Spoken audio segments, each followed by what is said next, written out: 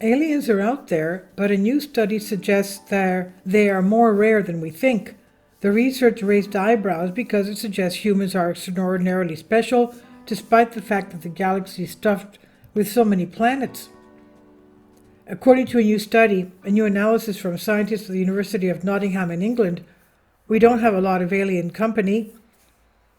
Lately, two researchers published a paper in the Astrophysical Journal arguing that the Milky Way, which sports an estimated several hundred billion stars, could host as few as 36 alien societies. That's a surprisingly tiny number, although the authors also make a second, more generous analysis in which they say that the count might be as many as 1,000. Either way, their conclusion is that, like stick-shift cars, like manual drive, extraterrestrial civilizations are few and far between. The implication is that our nearest cosmic chums are at least several thousand light years away. And you may wonder why this story has raised eyebrows. Well, it would make Homo sapiens extraordinarily special, despite the fact that the galaxy is stuffed with planets. It discomfits scientists, including me, he says, because historically every time we thought we occupy a privileged position in the universe, we were wrong. Remember that 6 centuries ago, learned folk would have assured you that Earth was the center of the cosmos. How did the British experts arrive at such a stunningly low estimate? After all, there have been enough previous studies on this topic to fill a small hoard of hard drives. Astronomer Carl Sagan figured that the Milky Way houses a million societies. A more conservative claim is that the number is closer to 10,000 societies. So why do these Brits disagree? The scientists arrived at their lowball tally by using a variant of Drake equations, everyone's favorite method to gauge alien head counts. This famous formula, which was introduced by astronomer Frank Drake back in 1961, is a string of 7 parameters that, when multiplied together, estimate the number of technologically adept societies in the galaxy. The parameters include the abundance of Earth-like planets, the fraction that spawn life, etc. However, there is one term in this equation that generates a lot of debate because it's exclusively sociological. It's the length of time that a technological civilization maintains its mojo and beams radio or light waves into space. It's important because if an alien culture goes silent, we may never find it. In estimating the lifetime of a technological species, the paper's authors make a big assumption.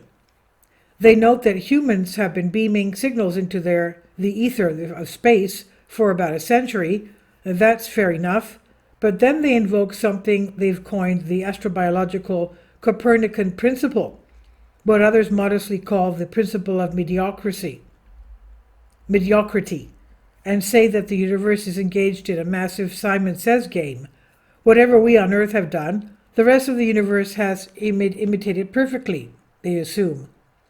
So because we've had a radio for about 100 years, the Nottingham duo assumed that all technological cultures will use this technology for a century.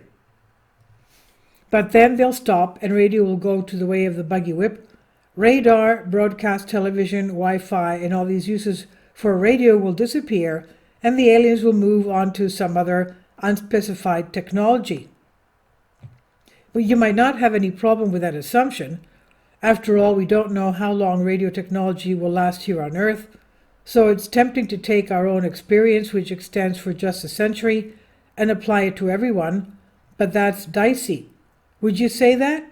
Because we've had airplanes for 100 years, the aliens will have airplanes for a century and not longer? Radio is a very useful technology based on some fundamental physics. It might be around for as long as the wheel, so it would certainly be reasonable to guess that the technological lifetime of societies is 10,000 years and not 100. Choosing the larger number increases the tally of inhabited worlds by 100 times. In other words, this arbitrary assumption that the use of radio is short-lived is largely responsible for the author's unusually low estimate for the number of alien societies. But there's more. The second premise in the Nottingham paper is equally astonishing. namely that every Earth-sized planet with a temperate climate will produce life, and after about 4 or 5 billion years, intelligent life will appear, is their assumption. Now, of course, most scientists agree with the obvious, that Earth-like planets can spontaneously generate living organisms, and some worlds will eventually spawn an intelligent species, but surely not all such worlds will do so. That's like saying that every kid who takes piano lessons will inevitably win the Van Cliburn Piano Prize. The Van Cliburn, of course, is a very famous piano virtuoso. He's American. Now, the Nottingham paper has drawn a lot of attention because it claims that the number of inhabited worlds is likely paltry, but in fact, by making your own assumption, you can drive just about any estimate for the number of intelligent cosmic species. And the author says, for myself, I figure that an absolute minimum would be 70, the number that managed to bag speaking roles in Star Trek, and even that total would beat the lower limit published in this paper. This is by Dr. Seth Shostak, senior astronomer at the SETI Institute in Mount View, California, and the host of the Big Picture Science podcast. And this is on Think, New NBC News. I'll leave a link below for you. Please leave your comments. Thank you for your support. Finally, support my Patreon account. The daily posts are 5 videos daily, and they are totally different from what I have on my YouTube channel. Thank you so much for your support and that you find all my content so interesting. You'll find the Patreon account details in the description box below.